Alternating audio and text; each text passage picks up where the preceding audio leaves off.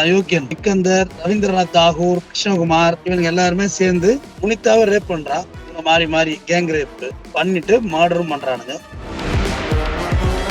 அப்ப கணவர் கௌரவகுமார் தடுக்க வர்றாரு. கௌரவகுமார் 2 அடி மண்டையில ராடால. கௌரவகுமார் சம்பவ இடத்துல இறந்து போகிறார்.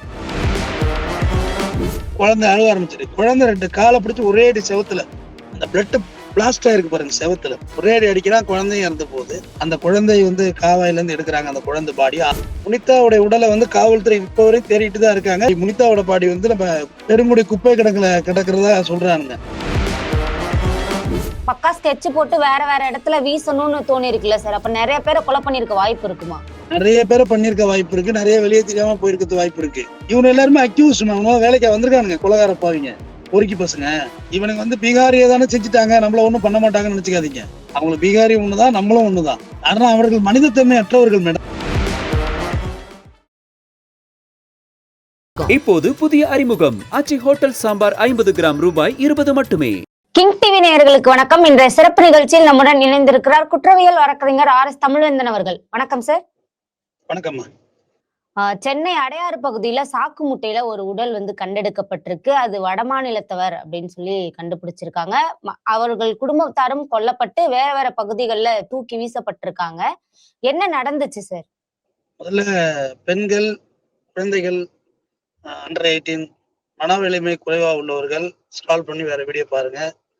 இது அவ்வளோ, அதாவது இது பேசுறதுக்கே முடியல, அந்த அளவுக்கு கஷ்டமா இருக்கு. நான் எவ்வளவு கிரைம் பேசியிருக்கேன் உங்களுக்கு தெரியும். ஆனா இது ஒரு மகா அட்டூழியம். இறந்து போன கௌரவகுமார் அவர் செய்யப்பட்ட கற்பழித்து கொலை செய்யப்பட்ட புனிதா கௌரவகுமாரோட ஆன்மா சாந்தி இடைய எல்லாம் வல்ல இறைவனை வேண்டுகிறேன். அதாவது கௌரவகுமார் பீகாரை சேர்ந்தவர். அவர் 3 நாளைக்கு முன்னாடி 24/1 குடியரசு தினத்து அன்னைக்கு முன்னாடி வர்றாரு மெட்ராஸ்க்கு. வேலை தேடி இங்க சென்னையில போயிட்டு இருக்காரு. அப்ப இங்க ஒரு புரோக்கர் கிருஷ்ணகுமார் 60 வயசு அவனுக்கு. அவனை இங்க பாக்குறாங்க. பார்த்தோன்னா அவன் என்ன செய்யறான், தரமணி பகுதியில வேதியியல் கல்லூரி அங்க போயிட்டு அங்க ஒருத்தனை சிக்கந்தர்னு சொல்லிட்டு அவன் ஒரு செக்யூரிட்டி ஏஜென்சியில வேலை பார்க்கறவன், செக்யூரிட்டி. அவன்கிட்ட கொண்டு விடுறாங்க. ஃபர்ஸ்ட் ஆஃப் ஆல் இந்த சம்பவம் 2 தரப்பா சொல்லப்படுகிறது. காவல்துறை விசாரணை போயிட்டு இருக்கு. அந்த இடத்துலயே சம்பவ இடத்துலயே அந்த அந்த அயோக்கியன் யார் சிக்கந்தர், ரவீந்திரநாத் தாகூர், கிருஷ்ணகுமார் இவங்க எல்லாருமே சேர்ந்து புனிதாட்ட பாலியல் அபியூஸ் பண்ணிட்டு செக்ஷுவல் அட்ராசிட்டியில இறங்குறானுங்க. அப்ப அந்த கணவர் கௌரவகுமார் தடுக்க வர்றாரு. கௌரவகுமார் 2 அடி மண்டையில ராடால. கௌரவகுமார் சம்பவ இடத்துல இறந்து போகிறார். அடுத்து இந்த லேடிய ரேப் பண்ண உள்ள அந்த குழந்தை கத்துது பயந்து. நம்ம அம்மாவுக்கு ஏதாவது நடக்குது, அப்பா வேற செத்து கிடக்குறாரு. என்னது செத்து மீன்ஸ் புரியாது. 2 வயசு பெண் குழந்தைடா. 2 பேரும் மயக்கம் போட்டு கீழே விழுந்திருக்காங்களே என்ன அப்படின்னு அழுவ ஆரம்பிக்குது. குழந்தை அழுவ ஆரம்பிச்சிரு. குழந்தை 2 காலை பிடிச்சு ஒரே அடி செவத்துல அந்த பிளட் பிளாஸ்ட் ஆயிருக்கு பாருங்க செவத்துல. ஒரே அடி அடிக்கிறான், குழந்தையும் இறந்து போகுது. புனிதாவை ரேப் பண்றா. இவங்க மாறி மாறி கேங் ரேப் பண்ணிட்டு மர்டரும் பண்றானுங்க. மர்டர் பண்ணிட்டு புனிதாவுடைய உடலை காவல்துறை இப்ப வரை தேடிட்டு தான் இருக்காங்க. அந்த கிருஷ்ணகுமாரோட உடல் பாத்தீங்கன்னா அடையாறு இந்திரா நகர் பகுதியில நல்லா பப்ளிக் வாக்கிங் போற இடத்துல ஒரு சாக்கு மூட்டையில போட்டு கட்டி போடுறான். சுத்தி தெருநாய்கள் அந்த சாக்கு மூட்டையை கடிக்கிறதுக்கு ட்ரை பண்ணிட்டு இருக்கு.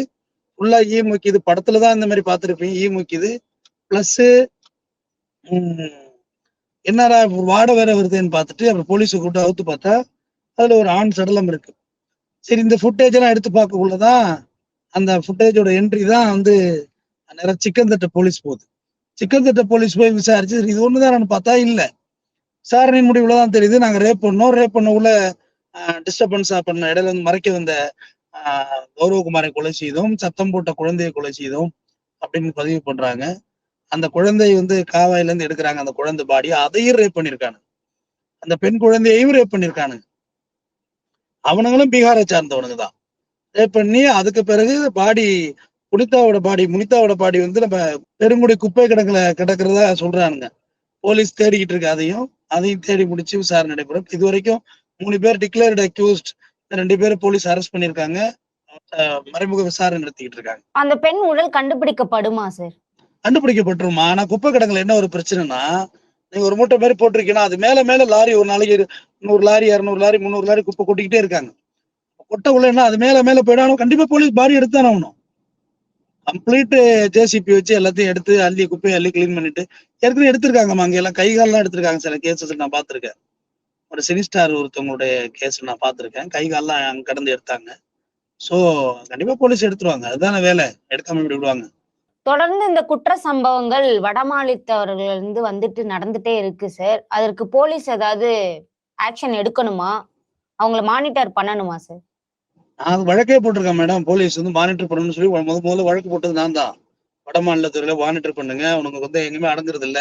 இந்த ஹவுஸ் ஓனர்ஸும் வந்து வீட்டை வாடகை கொடுக்குறாங்க. அந்த லோக்கல் போலீஸ்ல வந்து அவங்களுக்கு தகவல் கொடுங்கன்னா யாரும் கொடுக்கறது இல்ல. என்ஜினியர்ஸை கேட்கிறேன், பில்டர்ஸை கேட்கிறேன், எதுக்குடா சைட்ல தங்க வைக்கிறீங்க? தனியா வீடு எடுத்து தங்க வைங்க. எங்க தங்கியிருக்காங்கிற டேட்டா வேணும், போலீஸுக்கு வேணும். எதுவுமே கிடையாது.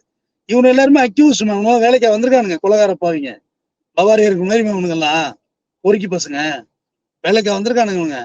இவனுங்க வந்து பீகாரியை தானே செஞ்சுட்டாங்க, நம்மள ஒண்ணும் பண்ண மாட்டாங்கன்னு நினைச்சுக்காதீங்க. அவங்களுக்கு பீகாரி ஒண்ணுதான், நம்மளும் ஒண்ணுதான். நம்மளையும் பண்ணுவாங்க, அந்த வேலைகள்லாம் பண்ணுவாங்க. காரணம் அவர்கள் மனிதத்தன்மை அற்றவர்கள் மேடம். மிருகம்லாம் சொல்லக்கூடாது. மனித தன்மையற்றவன், உயிரின தன்மையே அற்றவர்கள் அவங்க. அவங்கள்ட்ட போய் நியாயம் தர்மம் எதுவுமே ஏன்னா அவனோட கல்ச்சரே அதுதான். வடக்கே பார்த்தீர்களா, அங்க பாத்தீங்கன்னா அள்ளி விடுவானுங்க.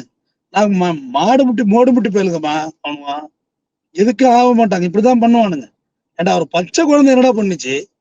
இல்ல மொத்தமாவே ஒரு குடும்பம் அடைக்கலம் தேடி ஒருவர்களை வந்து இந்த மாதிரி அபியூஸ் பண்றது எவ்வளவு பெரிய பாவம் தெரியுமா? அது வாழ வழி இல்லாம பட்டு தேடி. பழகி இருக்காங்க. அதாவது இந்த புரோக்கர்ஸ் இருக்கான் பாத்தியா, அவங்க எல்லாம் இந்த கிருஷ்ணகுமார் இவன மாதிரி ஏகப்பட்ட ஏஜென்சி இருக்கானுங்க. அவனுங்க எல்லாரையும் போலீஸ் தூக்கணுமா? தூக்கிட்டு வச்சு பொலன்னு பொழந்து. ஏன்னா பல இடத்துல நடந்திருக்கும், வெளியே கூட வராம போயிருக்கும் தானே. வெளியில வந்துட்டு மேட்ரு மர்டர் ஆனதுட்டு வெளியே வருது. அட்ஜஸ்ட்மெண்ட்ஸ் மாதிரி படுத்துதான் ஆகணும், ரேப் பண்ணி தான் ஆகணும், படுத்துதான் ஆகணும். வெளியே சொன்னீங்கன்னா கொலை பண்ணுவோம்னா சரி, எங்க பிழப்பு தேடி வந்தவங்க எங்க ஃபைட் பண்றது? இவங்கள்ட்ட அட்ஜஸ்ட்மெண்ட் பண்ணி கூட போலாம் தானே. எவ்வளவு பேர் பாலியல் தொழில் கொண்டாந்து இறக்கி விடுறானுங்க. மணிப்பூர் அந்த சைட்ல இருந்து வர்றவங்க எல்லாம் பாலியல் தொழிலுக்கு தான் இங்க பயன்படுத்துறாங்க.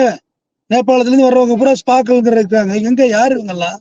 யாரா நீங்க எல்லாங்கிற மாதிரில இருக்கு. எத்தனை இடத்துல பாலியல் தொழில் இறக்கி விட்டுருக்கானுங்களா யாருக்கு தெரியும்? அதெல்லாம் அதை விசாரிக்கணுமா? நம்ம கூட இருக்கிற மனித உரிமை எப்படி மீறலை எப்படி ஏத்துக்க முடியும்?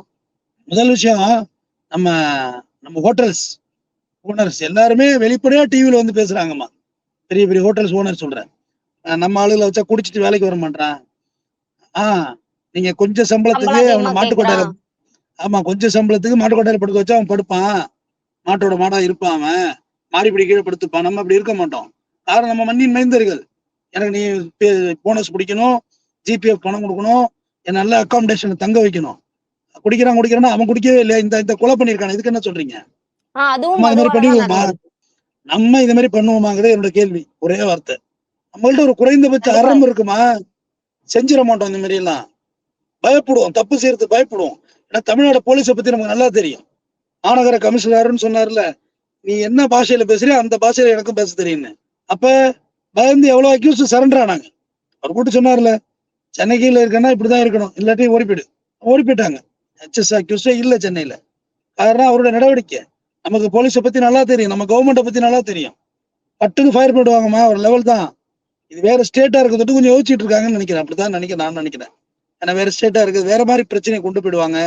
அங்க ஆள்ற கவர்மெண்ட் பிஜேபி கவர்மெண்ட் ஆள்றாங்க, வேற மாதிரி ட்விஸ்ட் பண்ணுவாங்க. அதை அஜித் பவர் வேற ஆக்சிடென்ட் ஃபிளைட் ஏர் கிராஷ்ல இறந்து போயிருக்கிறாரு. ஏகப்பட்ட பொலிட்டிக்கல் ஸ்டாண்ட் இதுல இருக்கு. ஆனா இவர்கள் அதுக்கு தகுதியானவர்கள் தான். பாதுகாப்பு இல்லாத மாநிலம்னு காட்டுறதுக்காகவும் இது நடந்திருக்கலாம்னு சொல்லலாமா சார்? இல்ல அந்த ரீதியில அப்படிதான் பாக்காதீங்கம்மா. அந்த மாதிரி எல்லாம் தவறான லாஜிக் இது. பட் இப்ப அவங்கள ஃபயர் பண்ணா வேற மாதிரி சிக்கலை உண்டு பண்ணுவாங்க. அங்க இருக்க நம்ம தமிழர்களை வாண்டட்லி ஃபயர் பண்ணுவாங்க. அவங்க அவன்கிட்ட கேட்கலாம் முடியாதுமா. அவங்க ஒரு விசுவாசம் இல்லாத மனிதர்கள்மா. அவங்க நார்மல் பீப்புள் நம்ம இருக்கோம்னா நம்ம ஒரு மாதிரி ரேம்போ மெயின்டைன் பண்ணி பேசுவோம். பட் அவங்கள்ட்ட அந்த ரேம்போ இருக்காது. அவங்களுக்கு விசுவாசம், நன்றி உணர்ச்சி எதுவுமே கிடையாது. திருவள்ளுவனை படிச்சு வளர்ந்துருக்காங்களா? அவங்க திருக்குறளை படிச்சிருக்காங்களா? எதையும் படிக்கல. காட்டுமிராடி பேலுகம் அவங்க. தள்ளியே இருங்க எல்லாரும். என்னைக்கே அவங்க நம்ம வீட்டுல சேர்க்கறதுக்கோ நம்ம கட்டுமல்ல அனுமதிக்கிறதுக்கோ அறவே தகுதி இல்லாத நஞ்சுரம் கொண்ட பாம்புகள் அவங்க. கண்ணாடி விரியன் போல நஞ்சுரம் கொண்டவர்கள். நல்ல பாம்பு மாதிரி படம் இடத்துல நிக்காது. கண்ணாடி விரியன் கடிச்சு விட்டுறோம், நம்ம சாவணும். அவனுக்கு அப்படிப்பட்டவங்க. பவாரியா கொள்ளையர்களை பார்க்கலையா?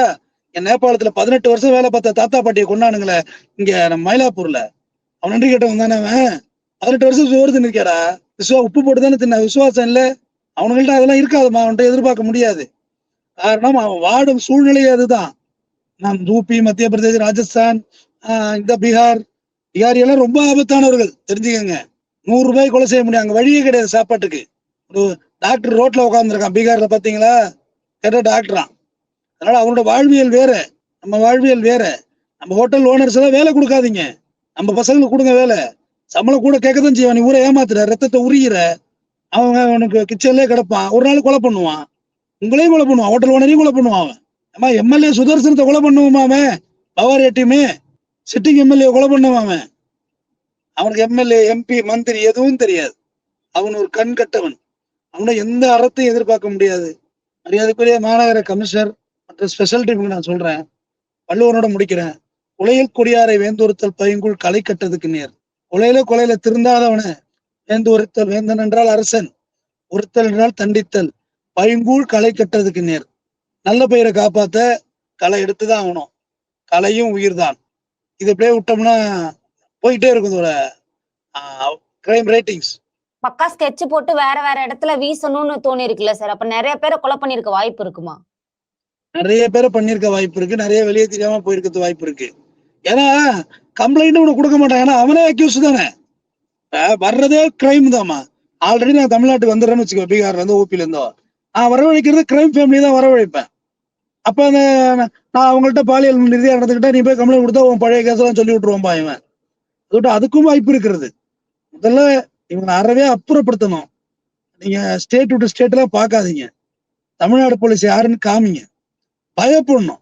நீ தமிழ்நாட்டுக்கு வா, நான் வேலை பாரு, சோறு தின்னு பஞ்சம் போழ, உன்னை நான் எதுவும் சொல்லல. பட் இங்க உள்ள அமைதியையும் இங்க உள்ள கல்ச்சரையும் கெடுக்க நினைச்சின்னா அது கண்டிப்பா வேந்து உறுத்துதான் ஆகணும். இதுல டிலே எல்லாம் பண்ணாதீங்க. பஞ்சாயத்தை பேசிக்குவோம், அது எப்படியோ நம்ம சரி பண்ணிக்கிடுவோம். ஆனா வேந்து ஒருத்தருங்க, புரியும் நினைக்கிறேன். நான் அதை என்டர்டெயின் பண்ணாதவன். என்கவுண்டர்ஸ்ங்கிறத நான் ஒருபோதும் என்டர்டெயின் பண்ண மாட்டேன். ஆனாலும் இதுக்கு என்ன செய்ய சொல்றீங்க? இவங்கிட்ட என்ன நியாயத்தை எதிர்பார்க்கறீங்க? நீங்க என்ன அறத்தை எதிர்பார்க்கறீங்க? எதுக்கு ஆகாத உன்னை என்னமா செய்யறது? நஞ்சுரம் கொண்ட நல்ல பாம்பே உன்னை நான் என்ன செய்யறது வச்சுக்கிட்டு? பயப்படணும். அதுக்கு கமிஷனர்னு சொன்னதுதான். நீ என்ன பாஷையில பேசுற, நானும் அந்த பாஷையில பேசுவேன்னார்ல, பேசட்டும். அப்ப ஆட்டோமேட்டிக்கா வர்றவன் வந்து வேலைக்கு மட்டும் வரட்டும். இங்க அஃபென்ஸ் செஞ்சா இப்படிதான் நடக்கும் இந்த போலீஸ்ன்னு காட்டணும். ஏற்கனவே இரானிய கொலையர் செஞ்சு செயின் அறுத்தான்ல, இரானிய கொலையர் செயின் அறுத்தப்ப ஏர்போர்ட்ல போய் தூக்கிட்டு வந்து என்கவுண்டர் ஆச்சுமா தரமணில. அதனால நாம யாரு, நம்ம நிர்வாகம் என்ன, நம்ம தமிழ்நாடு போலீஸ்லாம் என்னன்னு மற்ற ஸ்டேட்காரனுக்கு தெரியணும். தெரியப்படுத்துங்க. தொடர்ந்து பேசுவோம். நன்றி. இதுவரை எங்களுடன் பல்வேறு கருத்துக்களை பகிர்ந்தமைக்கு நன்றி சார். இப்போது புதிய அறிமுகம் ஆச்சி ஹோட்டல் சாம்பார் 50 கிராம் ரூபாய் 20 மட்டுமே.